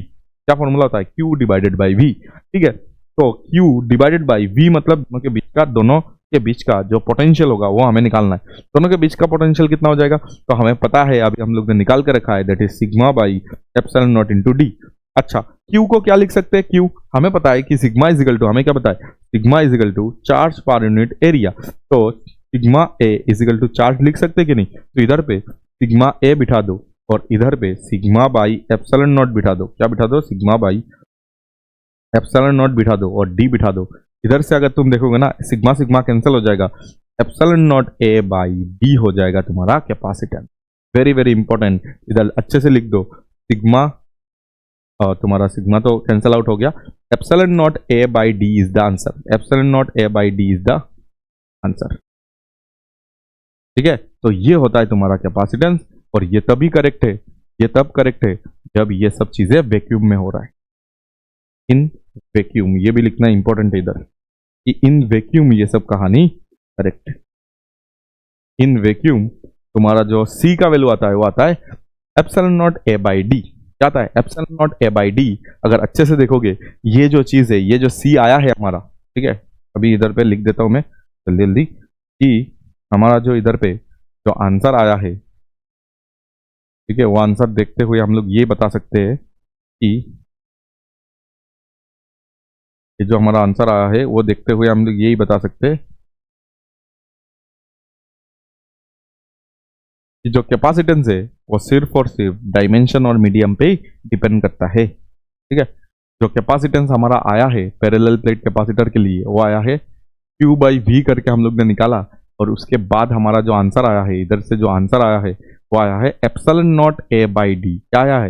Epsilon not a by D. तो इधर से अगर तुम देखोगे ना तो इसमें जो कैपेसिटेंस है ना वो किस पे डिपेंड कर रहा है? डिपेंड्स ऑन, जो कैपेसिटेंस है वो डिपेंड्स ऑन सिर्फ और सिर्फ अगर देखोगे ना एरिया या तो डिस्टेंस। इसका मतलब क्या हो गया? Distance area. इसका मतलब क्या हो गया? डायमेंशन हो गया। डायमेंशन ऑफ द कैपेसिटर में, डायमेंशन ऑफ द कैपेसिटर में डिपेंड कर रहा है। और साथ ही साथ ही डिपेंड्स ऑन, क्या लिखा हुआ है? ही डिपेंड्स ऑन, और क्या चीजें है इधर पे? और क्या चीज है इधर पे? दैट इज एप्सिलॉन नॉट, मतलब medium. Depends on medium, medium के ऊपर भी ये डिपेंड कर रहा है। ठीक है, तो ये चीजें तुम्हें इधर पे पता होना चाहिए। तो हमें जैसे पता था ना कि कैपेसिटेंस हमेशा किस पे ऊपर डिपेंड करता है? मीडियम या तो डायमेंशन के ऊपर में, वो इधर पे भी प्रूव होके आया है। ठीक है, जल्दी से इसको नोट कर लो। फिर चलो आगे आगे जाके हम लोग क्या करते हैं? कैपेसिटेंस डिपेंड्स ऑन, हमें तो ये पता ही चल गया। ठीक है, ये तो हमें पता ही चल गया कैपेसिटेंस आया कितना है, वो एक बार लिख देते इधर कि कैपेसिटेंस जो आया है ना वो आया है हमारा epsilon not a by D. यहाँ पे तुम्हें ये समझना था इधर पे कि ये जो आंसर आया है, ठीक है, ये जो आंसर आया है ये सिर्फ और सिर्फ वैक्यूम में आया है। सिर्फ और सिर्फ कहाँ पे आया है? ये वैक्यूम में आया। ठीक है, हर जगह इसको हम लोग यूज नहीं कर सकते। अगर तुम्हें वैक्यूम में लिखना है तो ही इसको यूज करना। ठीक है, इन वैक्यूम, या तो एयर बोल सकते। ठीक है, वैक्यूम या तो एयर में। अच्छा, तो इधर पे हमें क्या समझ आ गया कि डिपेंड्स ऑन, सबसे पहले मीडियम समझ आया होगा तुम्हें। मतलब मीडियम अगर चेंज करोगे तो तुम्हारा कैपेसिटेंस चेंज हो जाएगा, और साथ ही साथ डायमेंशन अगर चेंज करोगे, डायमेंशन, डायमेंशन में क्या क्या चीजें आता है? Area, distance between two plate. ठीक है, area, distance between two plate, ये सब अगर चेंज करोगे तो खत्म हो जाएगा कहानी। मतलब कैपेसिटेंस चेंज हो जाएगा बिटवीन टू प्लेट्स। ये सब चीजों को हमें क्या नहीं करना है? चेंज नहीं करना है। ये सब चीजें हमें इधर पे समझ आ गया। मीडियम के ऊपर डिपेंड करता है क्योंकि इधर पे एप्सिलॉन नॉट आया है इसलिए। ठीक है, अच्छा, तो यही चीजें इधर पे लिखा हुआ था। चलो देखते हैं एक बार पढ़ के। The simplest and the most widely use capacitor is the parallel plate capacitor. It consist of two large plane. Two large इसलिए बताया गया है क्योंकि वो दोनों बहुत पास है, और मैंने बताया था जिसके वजह से उनको इनफाइनाइट प्लेट हम लोग बोलते हैं। ठीक है, अच्छा, conducting plate separated by a small distance. Okay, two large parallel conducting plates में the plate must be conducting. ठीक है, कंडक्टिंग होना चाहिए प्लेट। ठीक है, नॉन कंडक्टिंग तो होगा ही नहीं। प्लेट कंडक्टिंग होना चाहिए, फ्लैट होना चाहिए, and placed parallel to each other, separation by an insulating medium. अच्छा, अभी के लिए डाइलेक्ट्रिक हम लोग ने यूज नहीं किया, हम लोग ने अभी वैक्यूम में सारा काम किया है। आगे जाके हम लोग क्या करेंगे? डाइलेक्ट्रिक का यूज करेंगे। Must be placed between two plate. अभी एयर को भी तुम डाइलेक्ट्रिक बोल सकते हो, जो वैक्यूम वैक्यूम हम लोग बोल रहे हैं उसको एयर, वैक्यूम या तो एयर बोलते हैं उसको। ठीक है, तो वैक्यूम बोलो या तो एयर बोलो, दोनों को हम लोग फिजिक्स में सेम ही मान रहे हैं। ठीक है, लाइक एयर, मिका और प्लास्टिक, ये सब क्या होता है? हमारा डाइलेक्ट्रिक होता है। ठीक है, आगे जाके हम लोग यूज करेंगे, अभी के लिए एयर ही यूज कर रहे हैं, इन एयर या तो इन वैक्यूम। ठीक है, यूनिफॉर्म इलेक्ट्रिक फील्ड बनता है। Yes, the plate should be close together to maintain a uniform electric field between them. ठीक है, दोनों के बीच में क्या लगना चाहिए? यूनिफॉर्म इलेक्ट्रिक फील्ड होना चाहिए। ठीक है, अच्छा, ऑपोजिट चार्जेस होना चाहिए दोनों के बीच में। The plate must carry equal and opposite charge to store energy effectively. Energy को अगर स्टोर करना है पैरेलल प्लेट कैपेसिटर में तो क्या करना पड़ेगा तुम्हें?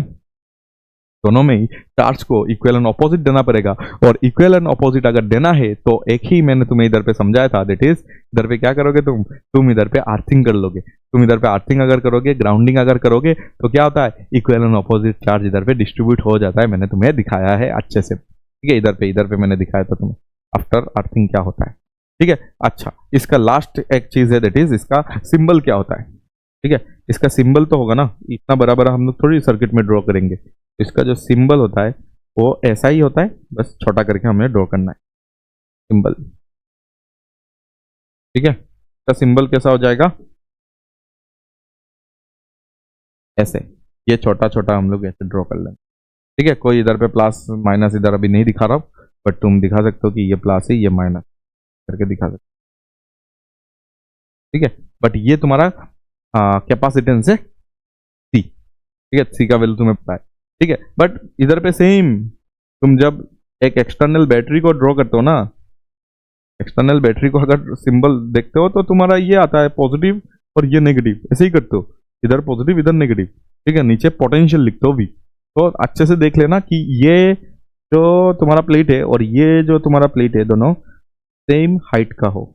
ठीक है, थोड़ा अगर नीचे कर दिया थोड़ा अगर ऊपर कर दिया एग्जाम में, तो एग्जामिनर क्या सोचेंगे कि तुमने इसको बैटरी समझ के बना दिया होगा। ठीक है, तो इसलिए देखो ये दोनों अलग अलग है। ठीक है, ये इक्वल होना चाहिए और ये बैटरी में एक छोटा होना चाहिए और इसमें दोनों बराबर दिखना चाहिए। ठीक है, तो सिंबल इधर पे देख लेना, इंपॉर्टेंट है। ठीक है, कभी कभी गलत हो जाता है।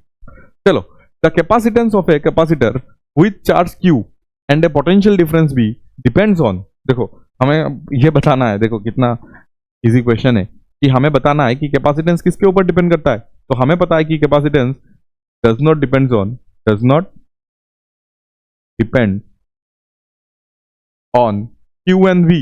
यही तो फंसाने का इधर पे तरीका वो लोग ढूंढ रहे कि बहुत क्यू एन वी, नहीं वो कभी नहीं, इधर पे बहुत क्यू एन वी बहुत लोग मार के आ जाएंगे। ठीक है, जिन्होंने अच्छे से नहीं पढ़ा। The geometry of the capacitor, yes geometry of the capacitor में मैं मार सकता हूँ, क्यू ओनली नहीं, वी ओनली नहीं, क्यू और वी पे तो डिपेंड नहीं करता है, किस पे डिपेंड करता है, डिपेंड्स ऑन, अभी तो हम लोग ने लिखा था दैट इज मीडियम और ज्योमेट्री, और साथ में क्या आ गया अभी, ज्योमेट्री, शेप एंड साइज। ठीक है, चलो आगे, इजी इजी क्वेश्चन था। देखो हमारे पास एक क्वेश्चन में ऐसा दिया हुआ है कि दो पैरेलल प्लेट है। ठीक है, ये पहले भी मैंने करवाया था ऐसा ही क्वेश्चन, अभी फिर से चलो करते हैं कि हमेशा तुम्हें इलेक्ट्रिक फील्ड वगैरह जो epsilon not a by D uniform ऐसा अगर नहीं हो, ठीक है, ऐसा भी हो सकता है कि जो तुम्हारा अंदर में नॉन यूनिफॉर्म इलेक्ट्रिक फील्ड दे दिया। ठीक है, अंदर में जो इलेक्ट्रिक फील्ड है वो नॉन यूनिफॉर्म है। अगर अंदर में इलेक्ट्रिक फील्ड नॉन यूनिफॉर्म है तो हम लोग कैसे करेंगे, तो अभी तो निकाल लेंगे हम लोग। ठीक है, ये इलेक्ट्रिक फील्ड अभी नॉन यूनिफॉर्म है, इधर पे जो इलेक्ट्रिक फील्ड है वो नॉन यूनिफॉर्म है। देखो देखो एक्स मतलब इधर डिस्टेंस है, डिस्टेंस के साथ देखो ये चेंज हो रहा है। ये अगर नॉन यूनिफॉर्म है तो भी मैंने लास्ट क्लास से तुम्हें निकालना दिखा दिया था कि इलेक्ट्रिक फील्ड अगर आता है तो हम लोग कैपेसिटेंस आराम से निकाल सकते हैं। कैपेसिटेंस निकालने का तरीका होता है तुम्हारा, एक्चुअली क्या होता है, actually C is equal to क्या होता है, क्यू बाई वी होता है क्या, नहीं, एक्चुअली मैंने तुम्हें इसका रियल मीनिंग बताया था कि इनिशियल कहाँ से स्टार्ट हुआ। ठीक है, क्यू कैसे हम लोग करते हैं इसको, Q divided by V initial minus V final. Initial और फाइनल के बीच में तुम्हें पोटेंशियल, मतलब इधर से इधर के बीच में तुम्हें पोटेंशियल निकालना है, दोनों के बीच में जो डिस्टेंस है वो डी दिया हुआ है। ठीक है, अच्छा ये सब चीजें हमें इधर पे पता चल गया, और इधर नॉन यूनिफॉर्म इलेक्ट्रिक फील्ड है। तो क्या इलेक्ट्रिक फील्ड से हम लोग पोटेंशियल डिफरेंस निकाल सकते हैं, यस आंसर इज यस। और इधर पे इलेक्ट्रिक फील्ड दिया है ना, तो इलेक्ट्रिक फील्ड अगर है E इज इक्वल टू कितना दिया हुआ है, E naught 1 plus x by d. ठीक है, तो इधर से तुम क्या करो, इस इलेक्ट्रिक फील्ड से पोटेंशियल डिफरेंस निकाल दो, बस हो गया। तो हमें पता है we know E is equal to minus D V by D r, या तो डी एक्स लिख दो क्योंकि एक्स इधर पे वेरिएबल है। एक्स मतलब समझ आ रहा है ना, एक्स पहले इसको मैंने सेट कर दिया एक्स, तो एक्स को मैंने इधर 0 मान लिया और इस जगह पे एक्स का वैल्यू इधर पे उन्होंने बताया गया कि इन दोनों के बीच में डी डिस्टेंस है तो इसको डी मान लिया। तो एक्स इधर 0 से डी तक तुम्हारा इलेक्ट्रिक फील्ड वेरी हो रहा है, तो इलेक्ट्रिक फील्ड एक्स में वेरी हो रहा है। देखो ये एक्स अगर चेंज हुआ तो इलेक्ट्रिक फील्ड चेंज हो रहा है, तो इधर से हम लोग निकाल सकते हैं ना, E D X is equal to minus D B करके निकाल सकते हैं ना। ठीक है, और उसके बाद हम लोग क्या कर सकते हैं, इसको इंटीग्रेट कर देंगे, इलेक्ट्रिक फील्ड की जगह इलेक्ट्रिक फील्ड बिठा दो, E naught 1 plus x by d लिख दो। ठीक है, ये हमें समझ आ गया इलेक्ट्रिक फील्ड, और साथ में इधर पे dx लिख दो और इसको ही इधर पे इंटीग्रेट कर दो, और इसी तरह इधर पे dv का इंटीग्रेशन लिख लो। ठीक है, x का वैल्यू देखो इनिशियली कितना है, 0 है, 0। ठीक है, जब इनिशियली जीरो है तब इसका पोटेंशियल हमें लिखना है। पोटेंशियल लेट्स से इधर पे वी आई है। इनिशियली देखो इधर से इलेक्ट्रिक फील्ड स्टार्ट हुआ, ये इनिशियल पॉइंट है, और इलेक्ट्रिक फील्ड इधर पे खत्म हुआ है, तो ये फाइनल पॉइंट है। तो इनिशियली वी आई है और फाइनली वी एफ हो गया जब एक्स का वैल्यू कितना आ गया, डी बन गया। देखो एक्स का वैल्यू जब डी बन गया, तो बस इसको हमें अभी क्या करना है, ई नॉट को बाहर कर दो, ठीक है, 1 के साथ इस डी एक्स को कर दो, ठीक है, और 1/d बाहर कर दो और x dx को रख दो, ऐसा कुछ आ जाएगा। और इधर पे जब तुम पूरा सॉल्व करोगे तो तुम्हें ये मिल जाएगा कि ये V I minus V F हो जाएगा।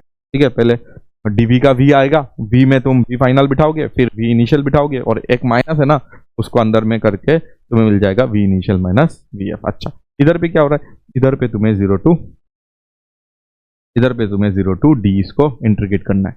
तो देखो ई नॉट अभी डायरेक्ट कर रहा हूं मैं, ये आ जाएगा तुम्हारा d प्लस इधर पे अगर तुम करोगे तो x dx का d² आ जाएगा, d कैंसिल होगा तो d/2 बचेगा, इजिकल टू क्या आ जाएगा, v इनिशियल माइनस फाइनल। ठीक है, तो इसको अगर सॉल्व करोगे तो ये 3d/2 आ जाएगा।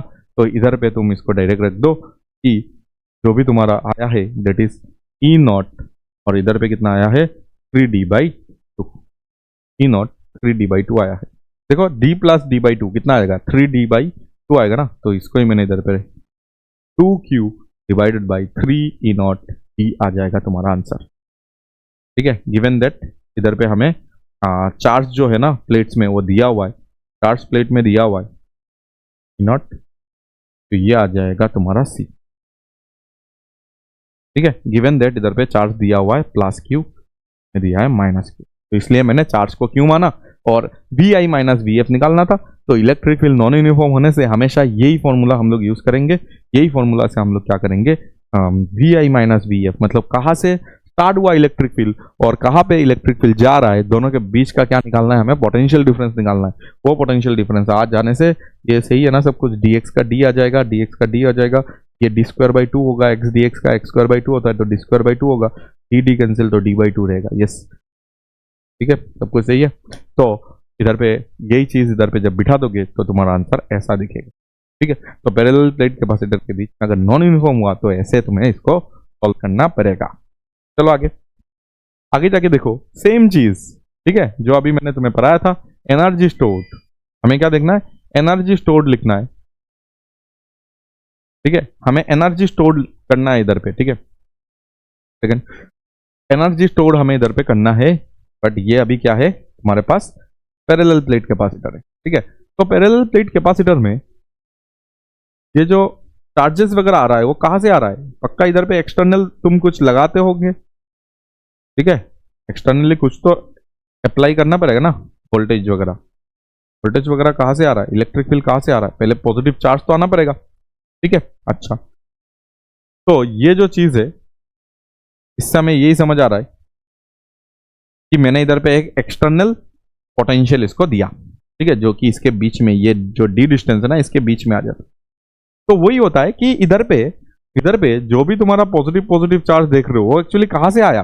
देखो इधर पे पॉजिटिव कहां से आता है, इधर पे पॉजिटिव कहां से आता है, तो तुम्हें पूरा कहानी अगर मैं बताऊं कि ये पॉजिटिव है ये नेगेटिव है, तो हमेशा ये जो तुम्हारा हाई पोटेंशियल है वो इधर का इलेक्ट्रॉन, देखो इलेक्ट्रॉन होता है कि नहीं, मेटल है ना, मेटल प्लेट है ना, तो इलेक्ट्रॉन को पक्का, ये मेटल प्लेट है ना, तो उससे इलेक्ट्रॉन को पक्का लेके, ठीक है, इलेक्ट्रॉन को ऐसे लेके ऐसे घुमाया होगा और घुमा के ये इलेक्ट्रॉन इधर से लिया, हाई पोटेंशियल था तो हाई पोटेंशियल से लिया और लो पोटेंशियल में क्या किया, इसको इधर पे पुट कर दिया होगा।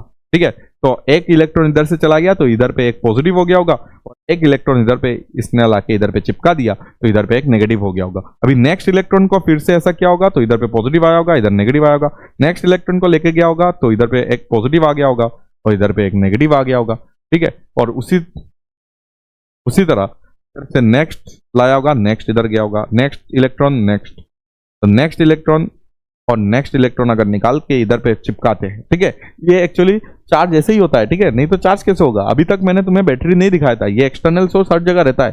ठीक है, जो मैंने इधर पे पैरेलल प्लेट ड्रॉ किया था लास्ट में, उस सब में क्या है, एक एक्सटर्नल बैटरी है जिससे ये चार्ज हुआ होगा, देखो ये पॉजिटिव चार्ज हुआ होगा और ये नेगेटिव चार्ज आ गया होगा। ठीक है, ये ऐसे ही होता है हमेशा। तो अभी अगर सोचो t इजिकल टू टी में, देखो ये तो अभी आज ही हम लोग ने प्रूफ किया था, t इजिकल टू टी में ये कुछ चार्ज हो चुका है, लेट से q, और फाइनली ये इनिशियल मैंने t इजिकल टू टी, अच्छा कुछ बीच में, हमें फाइनली इसको पूरा चार्ज करना है, लेट से q चार्ज करना है, पूरा चार्ज करना है इसको, फाइनली इसको अगर पूरा चार्ज करना है, फाइनली इसको पूरा चार्ज करना है, इनिशियली ये अभी q चार्ज में है, ठीक है। अच्छा, जब q चार्ज में है तब इसका पोटेंशियल अभी v है, और फाइनली इसका जो भी पोटेंशियल होगा वो अभी समथिंग v डैश है, क्या अभी समथिंग v डैश है। तो हमें इसको, इसका एनर्जी अगर निकालना है, एनर्जी अगर निकालना है, एनर्जी मतलब क्या हो जाएगा कि वर्क डन, एनर्जी मतलब इधर पे ये जो वर्क डन करेंगे ना उसको एनर्जी स्टोर करते हैं, अभी मैंने इसको पढ़ाया था तुम्हें, एनर्जी स्टोर इक्वल टू क्या हो जाएगा, वर्क डन, ठीक है, required to put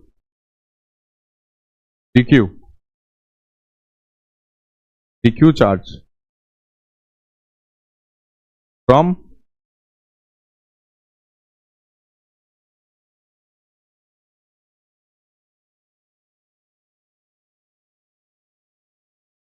q charge to the plate, ऐसा लिख देता हूं अभी के लिए, बट तुम्हें इधर पे समझना पड़ेगा कि हाँ, इधर से जो इलेक्ट्रॉन निकाल के मैं इधर पे रख रहा हूं ना, तो लेट से अभी dq मैंने चार्ज निकाला, dq चार्ज को इधर से इधर घुमाने के बाद रखना है, मतलब इधर इलेक्ट्रॉन इतना सारा हो गया कि इलेक्ट्रॉन अगर थोड़ा भी इधर से निकालोगे ना, इलेक्ट्रॉन इलेक्ट्रॉन में रिपल्शन होना स्टार्ट हो जाएगा, तो तुम्हें कुछ काम करना पड़ेगा, वही काम क्या होता है, पूरा एनर्जी स्टोर हो जाता है, उसी चीज का क्या हो जाता है, एनर्जी स्टोर हो जाता है, ठीक है। एनर्जी स्टोर मतलब इधर पे जो काम करके हम लोग इसको इसके अंदर में स्टोर कर रहे हैं ना, तो अंदर में जो हम लोग क्या कर रहे हैं, dq चार्ज इसमें क्या कर रहे हैं, धीमे धीमे इधर से लेके इधर से हम लोग जो घुमा रहे, ठीक है, और स्टोर कर रहे, वही जो काम, वही जो हम लोग जितना काम कर रहे हैं, वही तुम्हारा क्या होता है, इसका तुम्हारा एनर्जी में स्टोर हो जाता है, इसका एनर्जी तुम्हारा कैपेसिटर का एनर्जी में स्टोर हो जाता है, ठीक है।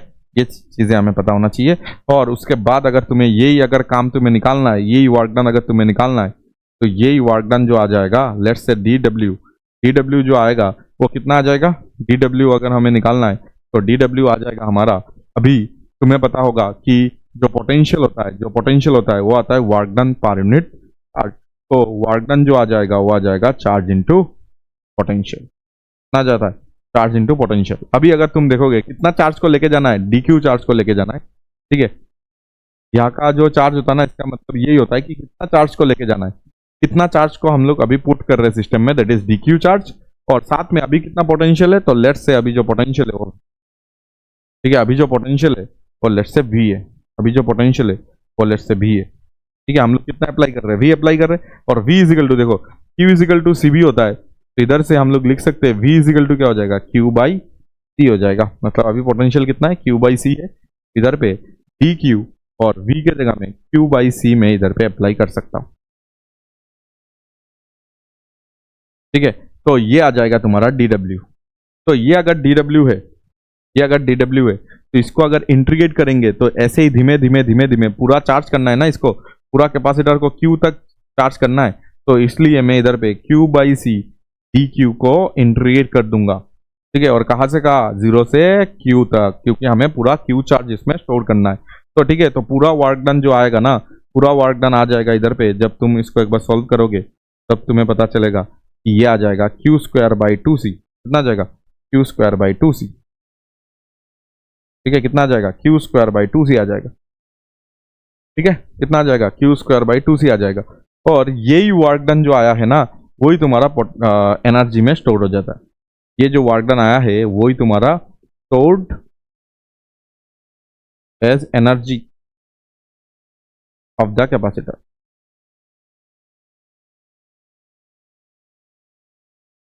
कैपेसिटर का एनर्जी में स्टोर्ड हो गया है, तो इसके वजह से हम लोग इसको लिख सकते हैं u is equal to Q square by 2c, जो पहले भी मैंने तुम्हें प्रूफ करके दिया था वही मैंने फिर से तुम्हें प्रूफ कर दिया। पैरेलल प्लेट के लिए भी सेम ही होता है, ठीक है, पैरेलल प्लेट थोड़ा सा इंपॉर्टेंट है, बोर्ड एग्जाम में ज्यादा पूछते हैं, इसके वजह से मैंने इसको फिर से प्रूफ कर दिया है, ठीक है। अच्छा, तो इसका भी फॉर्मूला अगर देखना है तो u is equal to Q square by 2c हुआ है, और इसको ही जब हम लोग थोड़ा सा चेंज करेंगे तो इसका ही क्या आ जाएगा आंसर, हाफ cv स्क्वायर, अभी मैंने तुम्हें बताया था, और इसको ही जब तुम और एक बार चेंज करोगे तो हाफ क्यू वी भी इसको लिख सकते हो, ठीक है। तो तीनों ही इसका फॉर्मूला है, बस तो क्या है, इसका फॉर्मूला है, तीनों ही इसका फॉर्मूला है। तो ये एक फॉर्मूला हो गया, ये दूसरा फॉर्मूला हो गया और ये तीसरा फॉर्मूला, तीनों ही फॉर्मूला इसका ही, ठीक है, सेम फॉर्मूला है। तो एनर्जी स्टोर्ड अगर तुम्हें निकालना है तो एनर्जी स्टोर्ड को हमेशा से निकालना है हमें, ठीक है। तो इस चीज को अच्छे से समझ लो क्या होता है, ठीक है। एनर्जी स्टोर हमने निकाल लिया। चलो आगे एनर्जी डेंसिटी के बारे में बात करना है, ठीक है। एनर्जी डेंसिटी, तो तुम्हें पता होगा कि एनर्जी डेंसिटी क्या होता है। किसी भी चीज का अगर ऐसे डेंसिटी निकालना है, एनर्जी डेंसिटी मिला होगा कहीं ना कहीं तुम्हें। किसी भी चीज का अगर डेंसिटी निकालना है तो हम लोग उसको पर यूनिट वॉल्यूम में निकालते हैं, ठीक है। तो मतलब ये हो जाएगा एनर्जी पर यूनिट वॉल्यूम, समझ आ गया बात।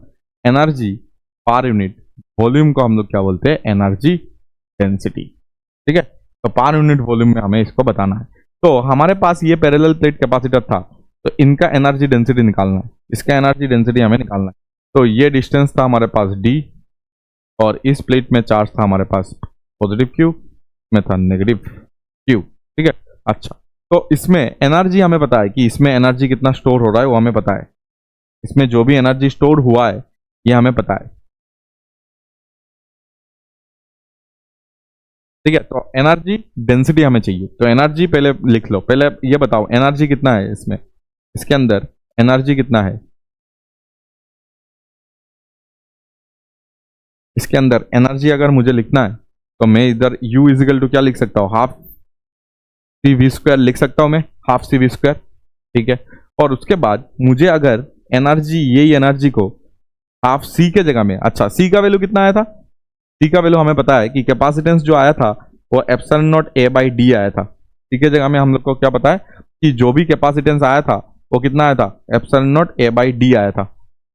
और वी के जगह में, वी हमें अभी हम लोग ने बात किया था इलेक्ट्रिक फील्ड इक्वल टू होता है minus dB by D R, कितना होता है, minus dB by D R. तो इधर पे क्या मैं लिख सकता हूँ कि वी जो आ जाएगा वो इलेक्ट्रिक फील्ड इंटू डिस्टेंस हो जाता है हमेशा, ठीक है। इलेक्ट्रिक फील्ड इंटू डिस्टेंस लिख सकते हैं ना, तो इलेक्ट्रिक फील्ड इंटू डिस्टेंस में इधर पे लिख सकता हूँ वी के जगह में ईडी लिख सकता हूँ।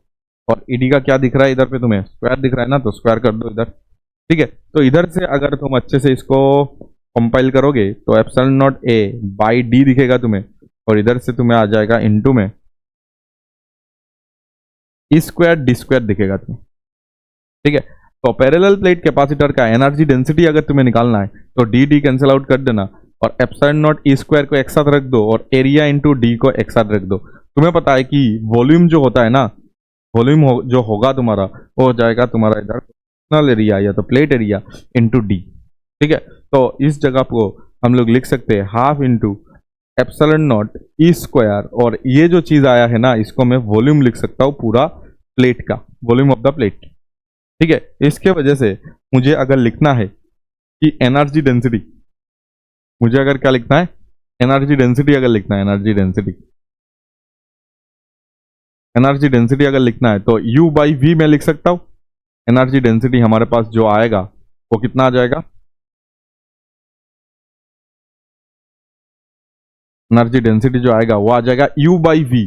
तो देखो इधर पे U है और वॉल्यूम को डिवाइड कर दो तो हमारे पास जो आंसर आ जाएगा वो आ जाएगा half epsilon naught E square, कितना आ जाएगा, half epsilon naught E square. इसको भी तुम्हें याद रखना है, ठीक है।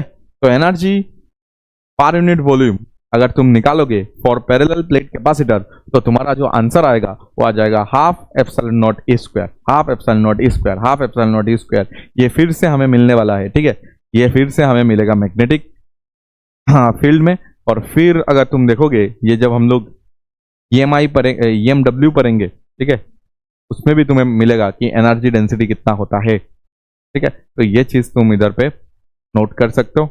और इसी चीज का अगर तुम्हें क्वेश्चन देखना है तो 25 में आया था, consider a parallel plate capacitor of area A of each plate and separation D between the plates if E is the electric field, epsilon naught is the permittivity of free space between the plate, then potential energy stored in the capacitor. ठीक है, तो मैंने बताया था कि ये जो energy होता है, ये जो एनर्जी होता है ना, ये जो एनर्जी होता है हमारे पास, वो एक्चुअली पोटेंशियल एनर्जी में स्टोर होता है। ये जो एनर्जी होता है ये एक्चुअली पी है, पोटेंशियल एनर्जी में स्टोर होता है। ठीक है, तो हमें पता है कि एनर्जी जो आता है वो आता है हाफ एप्सिलॉन नॉट,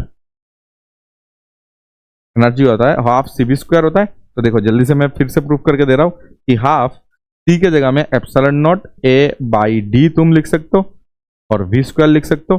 तो you half epsilon not a by D और v के जगह में इलेक्ट्रिक फील्ड इंटू डिस्टेंस लिख सकते और उसका स्क्वायर। ठीक है, तो जो पोटेंशियल एनर्जी या तो एनर्जी आया है वो half epsilon not a by D आया है, और इधर पे आया होगा तुम्हारा इलेक्ट्रिक फील्ड का स्क्वायर इंटू डी का स्क्वायर।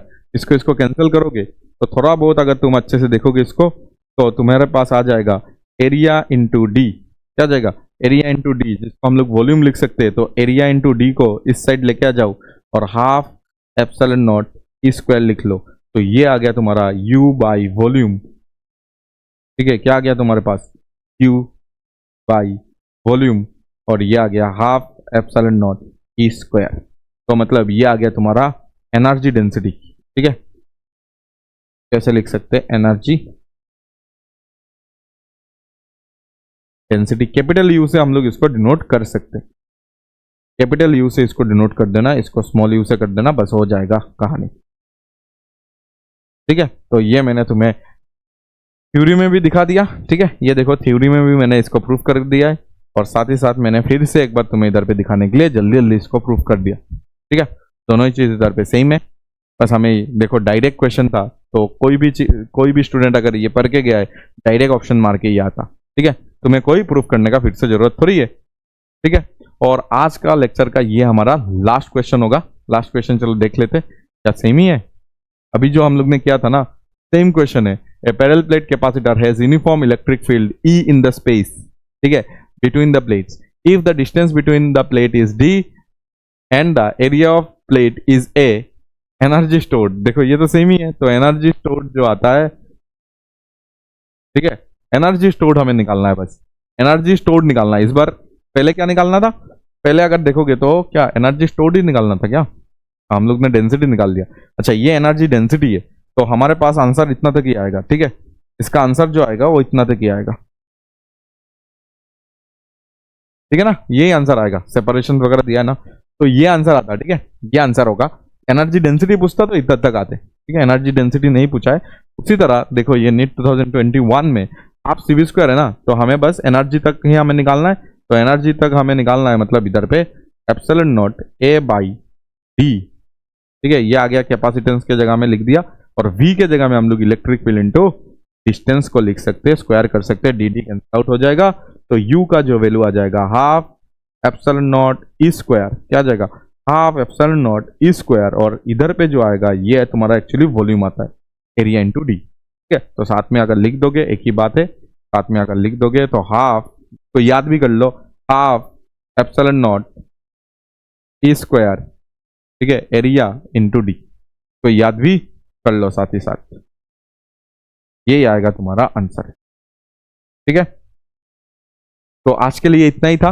आज में हम लोग ने क्या किया? Introduction of parallel plate capacitor हम लोग ने देखा है, और पैरेलल प्लेट कैपेसिटर का जो कैपेसिटेंस है, कितना होगा, कैसे होगा, सब कुछ के बारे में बात किया। अभी नेक्स्ट लेक्चर बहुत ही इंपॉर्टेंट आने वाला है, क्योंकि नेक्स्ट लेक्चर में हम लोग समझेंगे ये जो एनर्जी हम लोग ने निकाला है इनके बारे में और ज़्यादा बात करेंगे, और कोई भी कैपेसिटर को हम लोग क्या करेंगे, उससे कितना हीट लॉस होगा, ठीक है, और वर्क डन बाई बैटरी कितना हो रहा है, कितना चार्ज आया, कितना चार्ज गया, ये सब चीज़ें क्या होता है, थोड़ा सा कॉम्प्लिकेटेड हो जाता है। ठीक है, तो ऑफलाइन भी हम लोग जब पढ़ाते हैं तो ये चीज़ों में बच्चे क्या हो जाता है, थोड़ा सा उनको दिक्कत आता है। तो इसलिए तुम नेक्स्ट लेक्चर जरूर देखना, और अच्छे से मैं उधर पे तुम्हें समझा दूंगा कि नेक्स्ट प्रॉब्लम जो आता है वो जेई में भी आ चुका है, नीट में भी आ चुका है, और कुछ कुछ क्वेश्चंस में एक्स्ट्रा करा दूंगा।